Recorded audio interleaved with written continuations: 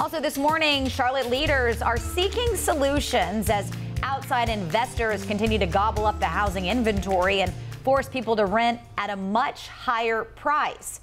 According to Redfin, investors bought nearly 19% of homes in the U.S., with one of the highest market shares being right here in Charlotte. Wake Up Charlotte's Tradisha Woodard joins us live this morning with more details. And Tradisha, we know most of the homes being snatched up by investors are in low-income communities. So what are the long-term effects if investors continue to buy up the block? Well, Sarah, I spoke with city leaders who says this is going to have a massive long-term effect impacting first-time home buyers as well as economic mobility. They say if this trend continues, Mecklenburg County could be a place where people could come to work but can't afford to live. When you see the data, reality sets in. Investors are continuing to buy up a record share of homes, charging higher rent and flipping homes for a higher price, making it even more difficult for first-time home buyers. The areas that have been impacted, it's the areas that could least afford to be impacted in this. It's an economic enslavement, really, of black and brown people. In Charlotte, investors have purchased more than 30% of homes in the fourth quarter of 2021.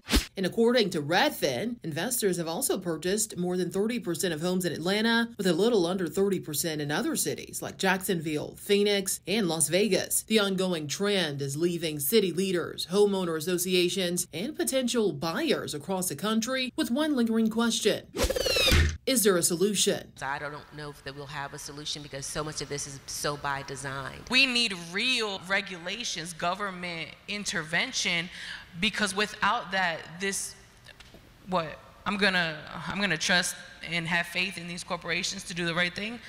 Where has that gotten us? Well, many cities have yet to propose policies. City leaders in our area are trying to find the best mechanisms to support residents. We need housing that isn't going to expire in 30, 40 years, that doesn't have a deed restriction for 30. We need it to be affordable forever. Some of them are suggesting things like buying land and offering it for below market value, incorporating different programs to increase the rate of home ownership, and adding more barriers to restrict corporate ownership. But they say even with those options comes limitations. I'm going to make sure that I fight for those people that are going to work every day, that are just trying to keep food on the table for their families.